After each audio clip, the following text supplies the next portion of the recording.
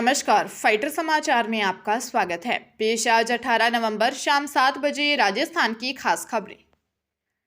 राजस्थान में 25 नवंबर को विधानसभा चुनावों के लिए वोटिंग होगी। चुनावों में वोटिंग प्रतिशत बढ़ाने के लिए विभाग लोगों को लगातार जागरूक कर रहा है। घर घर वोटिंग करवाई जा रही है। दूसरी तरफ राजस्थान की जेलों में बंद 30,000 कैदी वोट नहीं कर पाएंगे। सरकार ने केवल जेलों में राजपासा एक्ट में बंद कैदियों को ही मतदान करने का मौका दिया है। इस पर अधिकारियों का कहना है कि कैदी खुद ही वोटिंग नहीं करना चाहते हैं, क्योंकि उन्हें खुद इसकी पूरी प्रक्रिया करनी पड़ती है। राजस्थान की सेंट्रल जेलों में राजपासा एक्ट में कुल 23 कैदी बंद हैं। इस एक्ट के तहत बंदियों की करीब 1 साल तक जमानत नहीं होती है। ये 23 कैदी वो हैं जिन्हें चुनाव आयोग या जिला पुलिस अधीक्षक के आदेश पर इसीलिए बंद किया जाता है क्योंकि चुनाव प्रभावित हो सकता है। इन्हें ही जेल में रहने के दौरान वोट देने का मौका दिया हुआ है।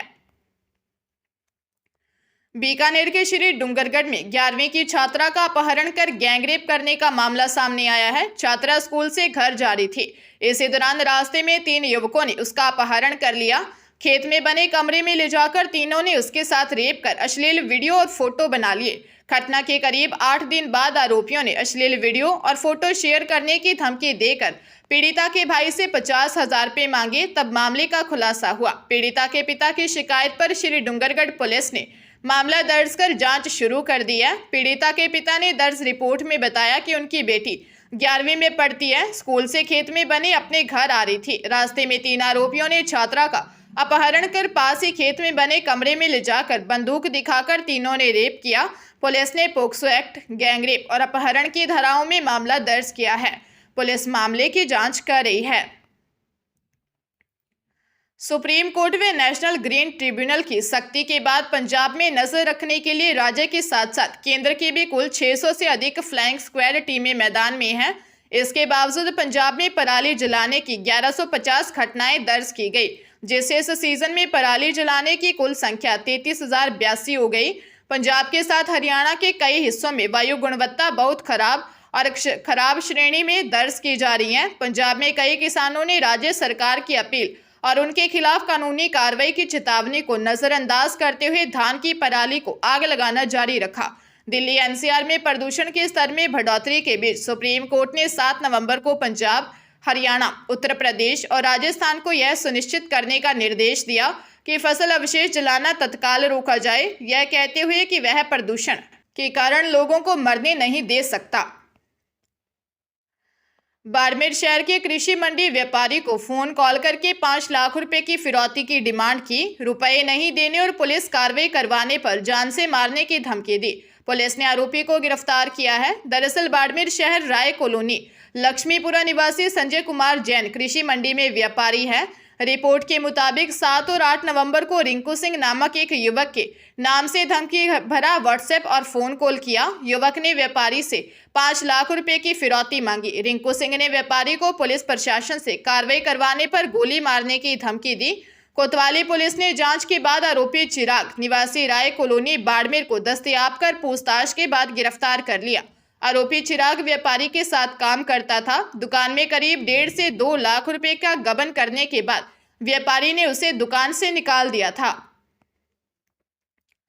पंजाब के लुधियाना में 39 मिनट में चोरी करने का मामला सामने आया है। चोर ने घर से नकदी व करीब 5 लाख के गहने चुरा ले गया।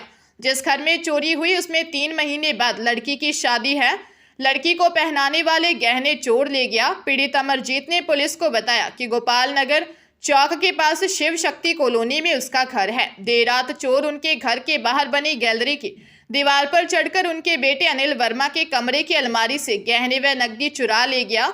अमरजीत ने कहा कि उनकी बेटी की 3 महीने बाद शादी है। उन्होंने पाई जोड़कर बेटी के लिए गोल्ड के जेवर बनवाए थे। थाना टिब्बा पुलिस मामले की जांच में जुट गई है।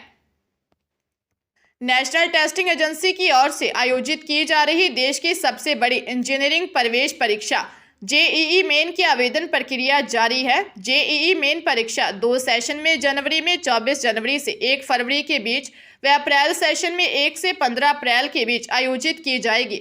अब तक जेईई मेन के जनवरी सेशन की परीक्षा के लिए 5,50,000 से ज़्यादा स्टूडेंट्स आवेदन कर चुके हैं। आवेदन की अंतिम तिथि 30 नवंबर तक है। Career counselling expert Amit Ahuja ने बताया कि जनवरी परीक्षा के लिए होने वाले आवेदन की तीव्रता को देखते हुए करीब 9 लाख स्टूडेंट्स के इस परीक्षा में शामिल होने की संभावना है। रोज करीब 30 से 40 हजार स्टूडेंट्स आवेदन कर रहे हैं। इस वर्ष जेईई मेन आवेदन में कोई कैटेगरी सर्टिफिकेट नहीं मांगा गया है। स्टूडेंट्स जनवरी सेशन के साथ साथ अप्रैल सेशन के लिए भी आवेदन कर सकता है। अजमेर में नाबालिग से दुष्कर्म करने के आरोप में सीओ साउथ रामचंद्र चौधरी की टीम ने एक आरोपी को गिरफ्तार किया है। आरोपी ने नाबालिग का अश्लील वीडियो बनाकर मुख्य आरोपी के मोबाइल पर भेजा था ताकि वह नाबालिग से दूर रहे। नाबालिग किराए के मकान में माता पिता के साथ रहती है और 9वीं की छात्रा है। आरोपी समुंदर सिंह रावत की ओर से उसके परिवार से जान पहचान हो गई। समुंदर सिंह नाबालिग को बहला फुसला कर ले गया, कई जगह ले जाकर नाबालिग से दुष्कर्म किया। पता चलने पर नाबालिग के भाई ने रिश्तेदार सांवर लाल को घटना के बारे में बताया। सांवर लाल ने जनवरी में नाबालिग से दुष्कर्म कर अश्लील वीडियो बना लिया। फिर ये सब मुख्य आरोपी समुंदर सिंह रावत के मोबाइल पर भेजकर उसे नाबालिग से दूर रहने के लिए बोला। इसी बीच नाबालिग प्रेग्नेंट हो गई। आदर्शनगर थाना पुलिस ने गगवाना के सांवर लाल को गिरफ्तार किया है। हरियाणा के सोनीपत में कुंडली में एक स्थित फैक्ट्री के मालिक का ड्राइवर 12.5 लाख रुपए और स्कूटी लेकर फरार हो गया। जानकारी के अनुसार सोनीपत के कुंडली में सेक्टर 53 पेज 5 में प्लॉट नंबर 60 में फ्रंटलाइन पैकवर्ड के नाम से फैक्ट्री है। मालिक लोक विहार पीतमपुरा दिल्ली निवासी अजय नारंग है। अजय के पास दिल्ली के शकूरपुर स्थित जेजे कॉलोनी निवासी छैलू पासवान ड्राइवर का काम करता है। 17 नवंबर को वह फैक्ट्री में आया था। कार को छैलू चला रहा था। गाड़ी में वर्कर की सैलरी के लिए 12.5 लाख रुपए थे। फैक्ट्री पहुंचने के बाद ड्राइवर को पैसों का थैला ऑफिस में रखने के लिए बोला।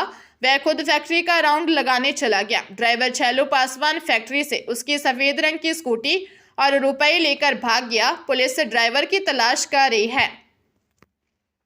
विधानसभा चुनाव के लिए करौली में भाजपा, कांग्रेस और अन्य पार्टियों के स्टार प्रचारकों के पहुंचने का सिलसिला शुरू हो चुका है। 20 नवंबर को प्रधानमंत्री नरेंद्र मोदी के प्रस्तावित करौली दौरे की तैयारियां परवान पर हैं। तैयारियों का जायजा लेने एसपीजी और आईबी की टीम करौली पहुंची। टीम ने करौली के गंगापुर कैला देवी मार्ग स्थित सिद्धार्थ सिटी में सभा स्थल का मौका मुआयना किया।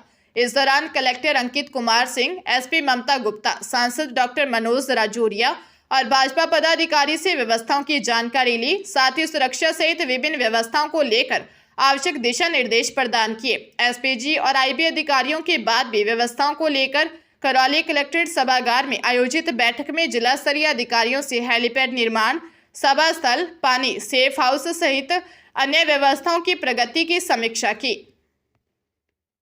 डूंगरपुर जिले की 84 विधानसभा सीट से भाजपा प्रत्याशी सुशील कटारा की पेड़ के नीचे हो रही नुक्कड़ सभा में मधुमक्खियों ने हमला कर दिया। मधुमक्खियों के हमले के बाद भाजपा प्रत्याशी और लोगों ने दरी पट्टी के अंदर छिपकर अपनी जान बचाई, जिसका वीडियो सोशल मीडिया पर शेयर हो रहा है।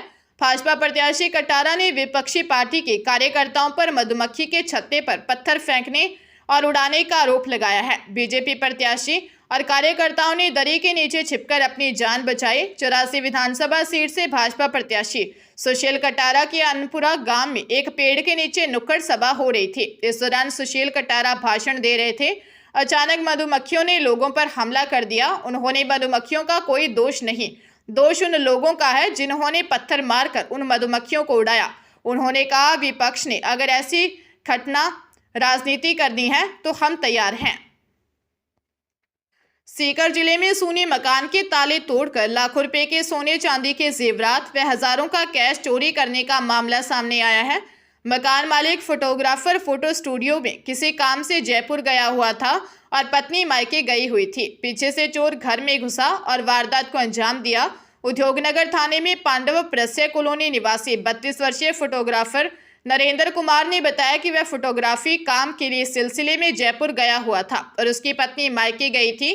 पीछे से सोने मकान के ताले तोड़कर चोर मकान से 2 लाख रुपए के सोने चांदी के जेवरात व अलमारी में रखा 30,000 का कैश चोरी कर भाग गया। पुलिस ने घटनास्थल का निरीक्षण कर जांच शुरू कर दी है।